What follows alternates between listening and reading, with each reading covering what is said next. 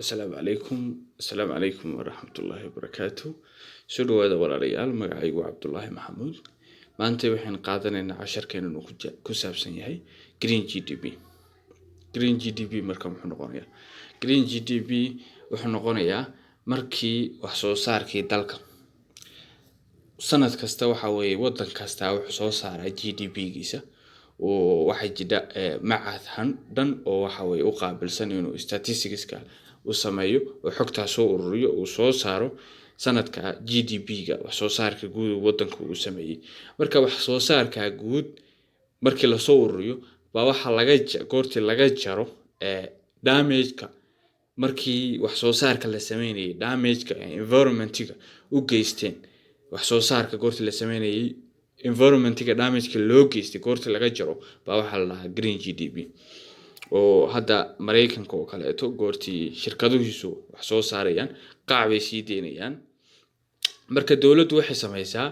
shirkad kasta waxay ogtahay qaac ay soo deyso marka waxay ka qaataa cashuur bay ku dalacdaa sidoo kaleeto qofka waxa weeye baabuurka wata baabuurkiisu haddii uu baabur duuga yahay waxaan ognahay inuu qaac badan soo deynayo marka isna cashuur baa la saaraa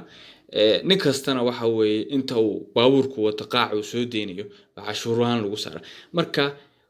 damage-ka cashuurta la qaadayo oo dhan goortii la isku dardaro baa waxa laga qaadayo laga jaraya wax soo saarkii guud ee dalka GDP-ga matalan waxa weeye tusaale ahaan GDP-ga wax soo saarkii dalka oo kaleeto Soomaaliya 6 bilyan buu 6 bilyan baa marka wax laga goynaya damage-kii u geysteen environment-ga u geysteen shirkadihii iyo markii wax la soo saaray oo tusaale ahaan $800 $800 milyan buu noqon karaa $800 milyan oo dollar markii laga jaro oo kaleeto inta soo baxaba wax la marka green GDP marka maxay niri green GDP waxa weeye markii wax soo saarkii guud ee wadanka laga jaro damage-kii loo geystay environment-ga markii wax soo saarka la sameeyay okay green GDP muxuu yahay waxaan yiri waxa lagu cabiraa ama waxa weeye waa account an environment cost oo costiga lagu ururiyo wixii environment damage-ka loo geystay iyadoo wax soo saarkii goods and services-ka la sameeyay marka equation-kiisu waxa weeye green GDP wuxuu la mid yahay GDP wax soo saarkii guud ee wadanka markii laga jaro environmental cost of production wax soo saarka goortii la sameeyay damage-kii u geystay environment-ga u geystay ama deegaanka u geystay marka environmental cost wuxuu noqon karaa waa health